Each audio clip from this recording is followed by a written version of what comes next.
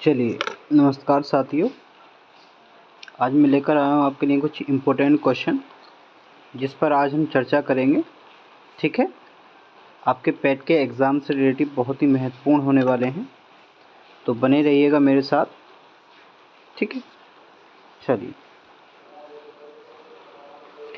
देखिए, इतिहास के कुछ क्वेश्चन लेकर आया हूँ मैं आपके लिए। कुछ आधुनिक इतिहास से क्वेश्चन लेकर आया हूँ और कुछ ज्योग्राफी से रिलेटिव क्वेश्चन हैं।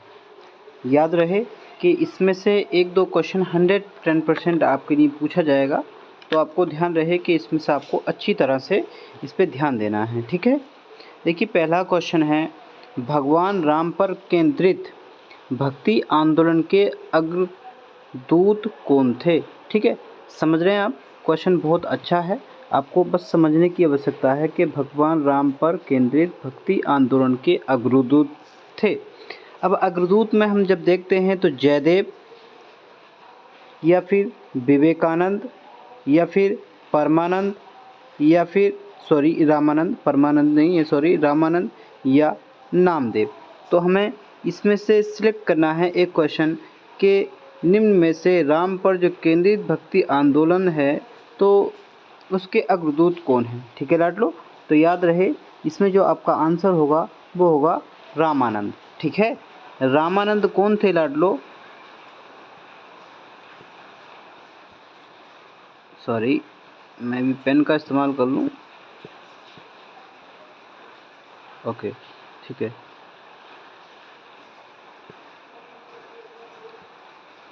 चलिए देखिए रामानंद का जो जन्म हुआ था, इनका जो जन्म हुआ था वो यूपी के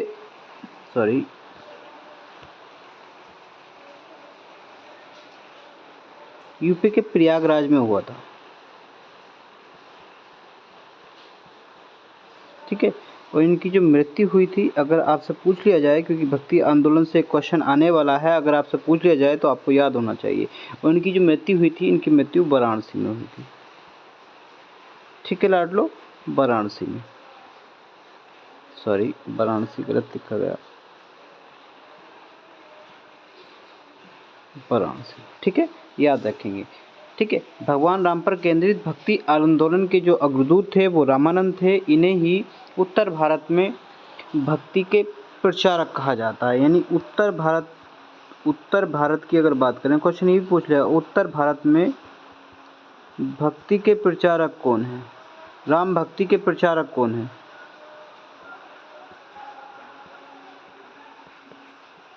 तो राम भक्ति के प्रचारक कौन है लाडलो?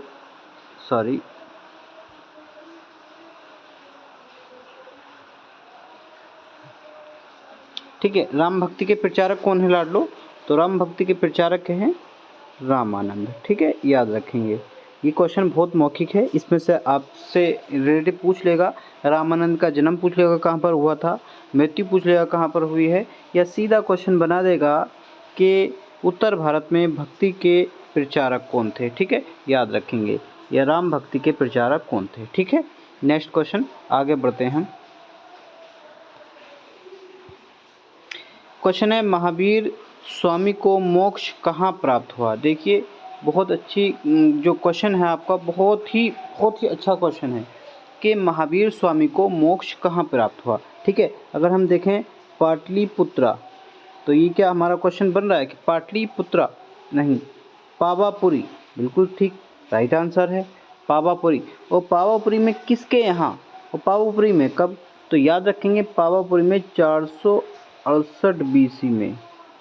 ठीक है, 468 BC में। और किसके यहाँ? किस किंग के यहाँ? राजा था हस्तिपाल। कौन था लाडलो? हस्तिपाल के राजा था हस्तिपाल। ये याद रखेंगे।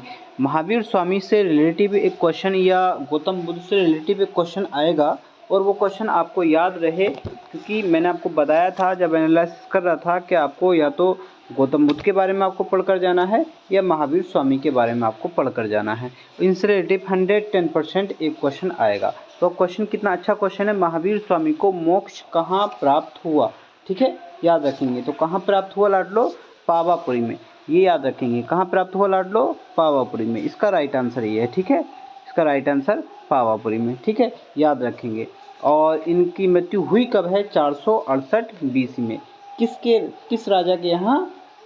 हस्तिपाल के यहाँ, ठीक है, याद रखेंगे। अगर बात की जाए, हम इसके 2-4 पॉइंट और देखें। अगर बात की जाए महावीर स्वामी का जन्म कहाँ हुआ था, ठीक है, अगर बात की जाए महावीर स्वामी का जन्म कहाँ हुआ, तो जन्म कहाँ हुआ लाडलो? इनका कुंडग्राम में, ठीक है, याद रखेंगे। कहाँ हुआ? कुंडग्राम में, ठीक है लाडलो। महावीर स्वामी का जन्म कहाँ हुआ? कुंडग्राम में। या आपको वैशाली मिल सकता है, ठीक है, याद रखेंगे, वैशाली, ठीक है, कुंडग्राम में, ठीक, कुंडग्राम वैशाली में। इनके पिता का नाम सभी को याद होगा, सिद्धार्थ। ये आपको याद करके जाना है। ये इसमें से एक क्वेश्चन आपका 110% आएगा, तो इसलिए याद रहे, ठीक है। इनका कुल आएगा तो आप याद कर सकते हैं, ज्ञातक कुल के, ठीक है, ज्ञातक इस टाइप से लिखा जाएगा, ज्ञातक कुल के। अगर पूछ लिया जाए इनका कुल कि महावीर स्वामी किस कुल के थे? ज्ञातक कुल के। इनके पिता का नाम सिद्धार्थ। कहाँ जन्म हुआ? कुंडग्राम वैशाली में। किसके यहाँ मृत्यु हुई? राजा हस्तिपाल के। कब हुई? 468 बीसी। किस स्थान पर हुई? पावापुरी में, ठीक है। जन्म कब हुआ? तो जन्म 540 बीसी, 540 बीसी। कहाँ हुआ? कुंडग्राम में। तो याद रखेंगे, इनसे रिलेटिव कई सारे क्वेश्चन आपके पूछ लेंगे।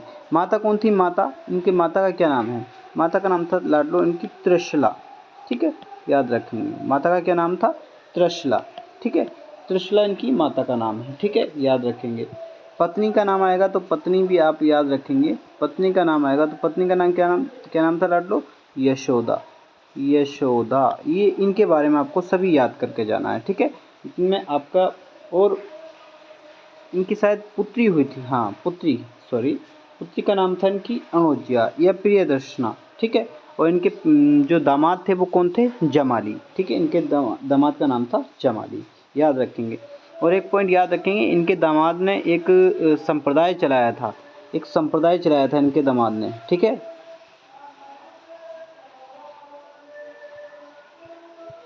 इनके दामाद द्वारा एक संप्रदाय चलाया गया था, वो है बहुरतवाद, बहुरतवाद संप्रदाय, ठीक है। ये क्वेश्चन पूछ लिया गया है कि महावीर स्वामी के दामाद जमाली द्वारा कौन सा संप्रदाय चलाया गया था, तो बहुरतवाद, ये आप याद रखेंगे, ठीक है। चलिए अब चलते हैं अपने क्वेश्चन की तरफ।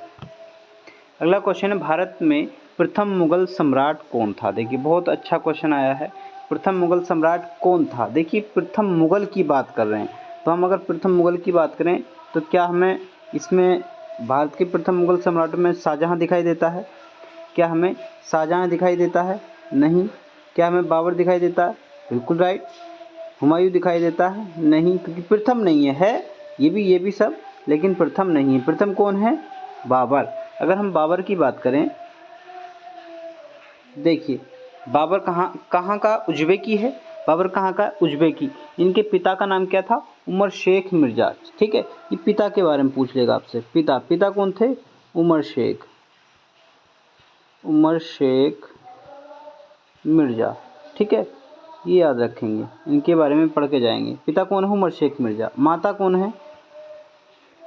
माता है बेटा कुतुबुल निगार खां, मैंने आपको पढ़ाया है इसमें शायद।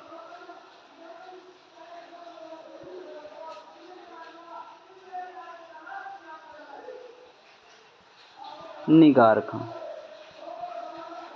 ठीक है, इनकी माता का नाम है कुतुबुल निगार खां, ठीक है, याद रखेंगे। इनकी दादी का नाम मैंने आपको बताया था शायद, एहसान दौलत बेग,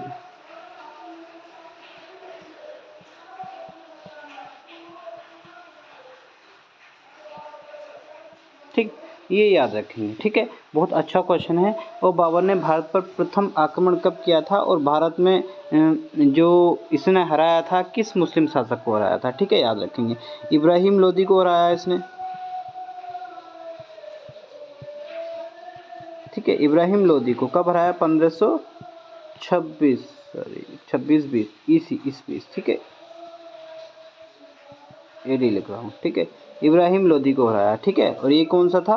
किस युद्ध के नाम से जाना जाता? पानीपत का प्रथम युद्ध, ठीक है। किस युद्ध के नाम से जाना जाता लाडलो? पानीपत प्रथम युद्ध, ये याद रखेंगे, ठीक है। पानीपत के प्रथम युद्ध में इब्राहिम लोदी को किसने हरा दिया था? बाबर ने। और यहाँ पे आने वाला ये प्रथम मुगल था, ठीक है, याद रखेंगे। चलिए नेक्स्ट क्वेश्चन की तरफ चलते हैं लाडलो।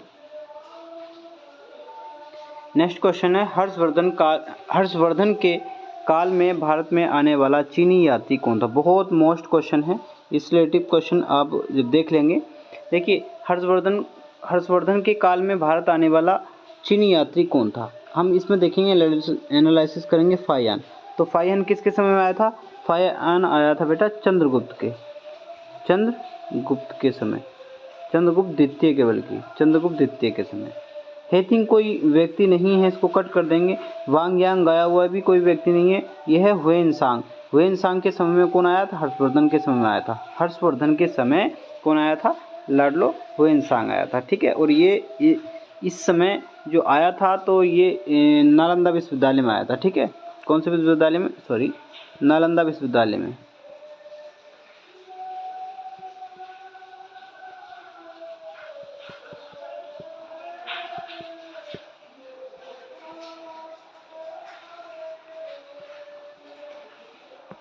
विश्वविद्यालय नालंदा विश्वविद्यालय में, ठीक है, आया और यहीं पे इसने कुलपति का कार्य किया था। तो याद रखेंगे फाहियान चंद्रगुप्त द्वितीय के और हुएनसांग किसके समय आया था? हर्षवर्धन के समय। ये क्वेश्चन आपको 100% याद होना चाहिए, इससे रिलेटिव पूछा जाएगा, ठीक है। चलिए आगे चलते हैं। चलिए नेक्स्ट क्वेश्चन समझते हैं बेटा। देखिए अगला क्वेश्चन है 1757 में प्लासी के युद्ध में सिराजुद्दौला को किसने धोखा दिया था, ठीक है।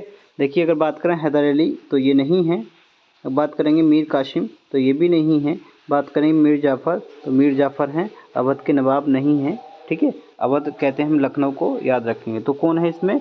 मीर जाफ़र ने षड्यंत्र रचा था, अंग्रेज़ों के साथ मिल गया था और प्लासी के युद्ध में 1757 में, ठीक है, 1757 में प्लासी के युद्ध में, प्लासी का युद्ध हुआ था 23 जून को, ठीक है लाडलो, 23 जून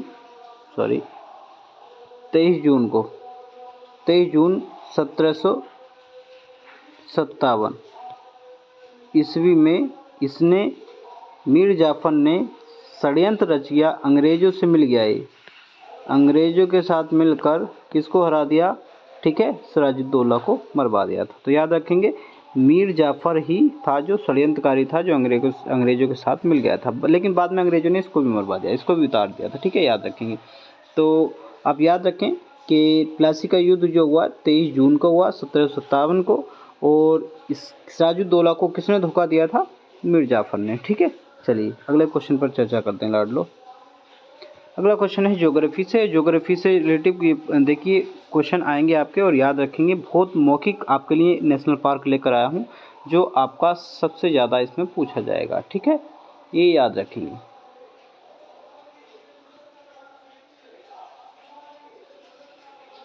देखिए हम बात कर रहे हैं नागरहोल नेशनल पार्क, ठीक है, हम बात कर रहे हैं नागरहोल नेशनल पार्क, ठीक है। नागरहोल जो नेशनल पार्क है वो कहाँ पर है? मध्य प्रदेश में नहीं बेटा, ये पड़ता मैसूर पड़ता है कर्नाटक में, ठीक है, मैसूर में, ठीक है। ये कहाँ पड़ता है लाडलो? मैसूर कहाँ पड़ता है? कर्नाटक में पड़ता है, तो याद रखेंगे मैसूर कर्नाटक में। और ये प्रसिद्ध है, ये नेशनल पार्क इसलिए मैं बता रहा हूँ क्योंकि ये हाईलाइट है और ये आने की सर्वाधिक संभावना है। और ये प्रसिद्ध है किसके लिए? बाघों के लिए, ठीक है, बाघों के लिए प्रसिद्ध है, बाघों के लिए प्लस हाथी के लिए, ठीक है लाडलो, प्लस हाथी के लिए प्रसिद्ध है ये। तो याद रखेंगे नागरहोल नेशनल पार्क कहाँ है? कर्नाटक मैसूर में, ठीक है। चलिए नेक्स्ट क्वेश्चन पर हम चर्चा करते हैं बेटा।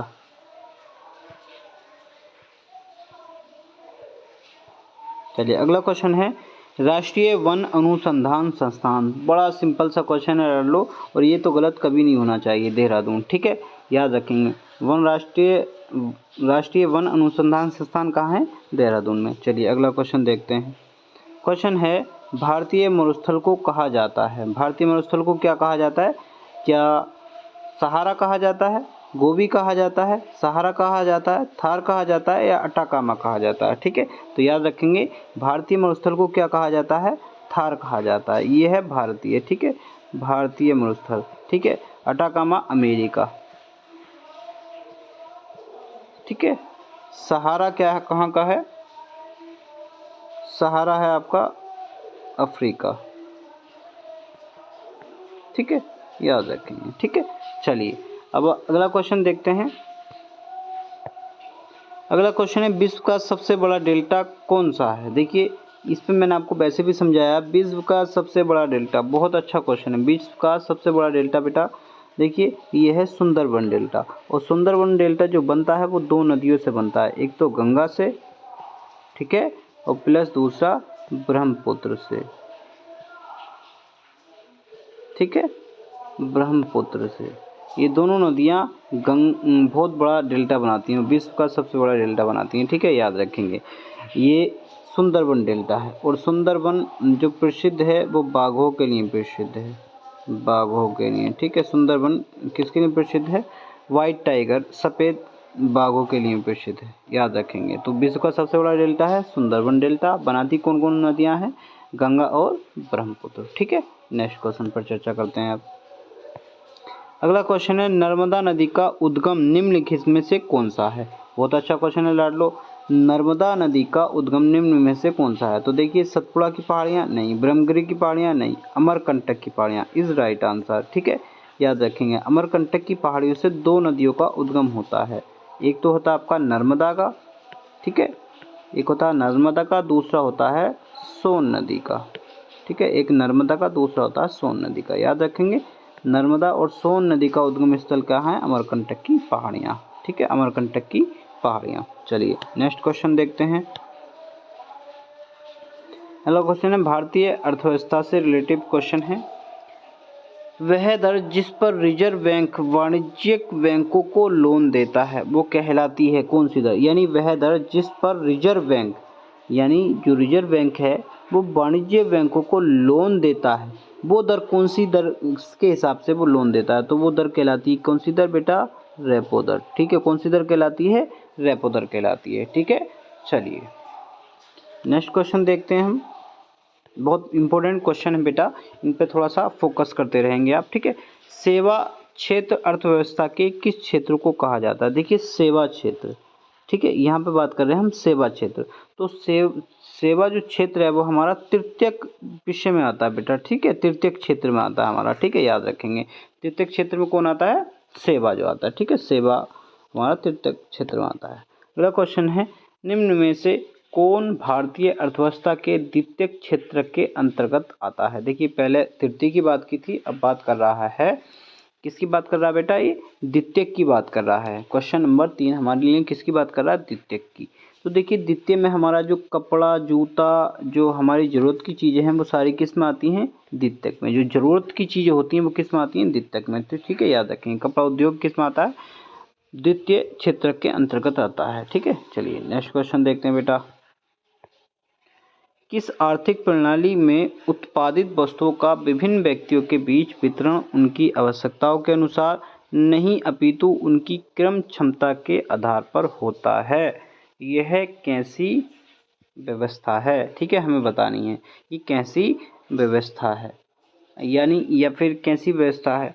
देखिए ये क्वेश्चन समझने का प्रयास करेंगे बेटा। मैं आपको बताऊं, किस आर्थिक प्रणाली में उत्पादित वस्तुओं का विभिन्न व्यक्तियों के बीच वितरण उनकी आवश्यकताओं के अनुसार नहीं अपितु उनकी क्रम क्षमता के आधार पर होता हो, ठीक है, उनकी क्रय क्षमता के आधार पर होता हो। यानी किसी आर्थिक प्रणाली में जो वस्तुएं हैं और बहुत सारे लोग हैं, उनका जो वितरण करना है उनकी आवश्यकताओं के अनुसार नहीं करना है, बल्कि उनकी क्रय क्षमता के आधार पर करना है। तो वो जो व्यवस्था करवाएगी, वो जो आधार होता है वो कौन सा होता है? समाजवादी। अगर समाजवादी होता तो याद रखेंगे, मैं इनको समझाऊं आपको। अगर समाजवादी की बात करता तो समाजवादी समान अधिकार देता, समान अधिकार। लेकिन यहाँ पर समान अधिकार की बात की नहीं है। किसकी बात की है? किसी आर्थिक प्रणाली में विभिन्न व्यक्तियों की बात की है। तो याद रखेंगे विभिन्न व्यक्तियों में समाजवादी नहीं होगा, कैंसिल हो गया। मिश्रित की बात की है, अब बात कर रहा है मिश्रित की। तो देखिए जब हम किसी वस्तु का वो करते हैं, वितरण करते हैं, या फिर किसी वस्तु को मार्केट में जब उतारा जाता है तो उसमें एक सिस्टम किया जाता उच्च और निम्न। ठीक है, हम किसी वस्तु को दो क्वालिटी में निकालते हैं, उच्च में और निम्न में। इसका रेट हम अलग फिक्स करते हैं, इसका रेट हम अलग फिक्स करते हैं, तो अलग अलग होता है। यानी तो मिश्रित के आधार पर हम कर सकते हैं, लेकिन अगर हम किसको किसी मार्केट में जब उतारते हैं तो मार्केट के अनुसार ये क्या रहता है, सब सेम रहता है, तो मिश्रित नहीं होगा। ठीक है, याद रखेंगे। अपितु क्रय क्षमता के आधार पर हो। अगर कोई विभिन्न व्यक्तियों को हम उतारें, उस वस्तु को उतारें और उतार कर उसको जब फील्ड में जब उतारते हैं, मार्केट में जब उतारते हैं, तो कैसा होता है, पूंजीवादी होता है बेटा, ये याद रखेंगे।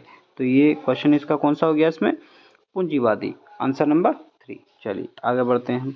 समझ में आ रहा है ना? लाइक और सब्सक्राइब करते हैं बेटा जरूर। क्वेश्चन है आखिरी है, निम्न में से कौन एक प्रगतिशील कर का उदाहरण है?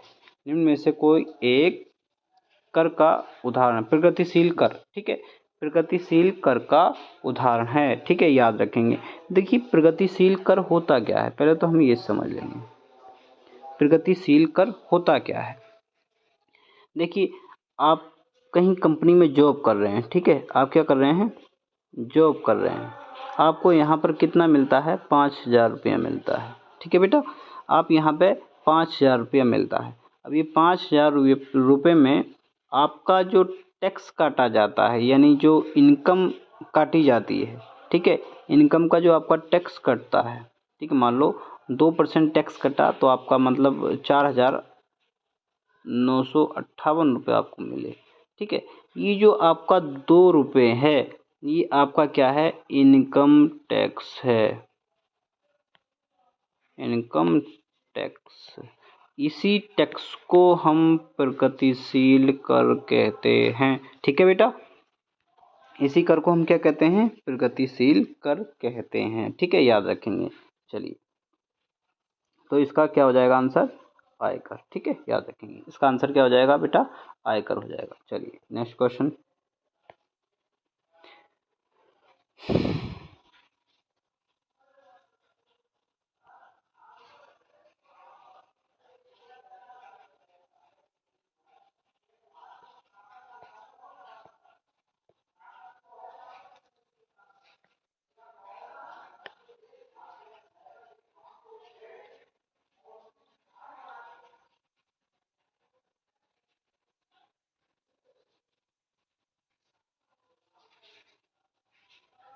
चलिए बेटा, ठीक है, आज के लिए इतना ही काफ़ी, और बने रहिएगा हमारे साथ।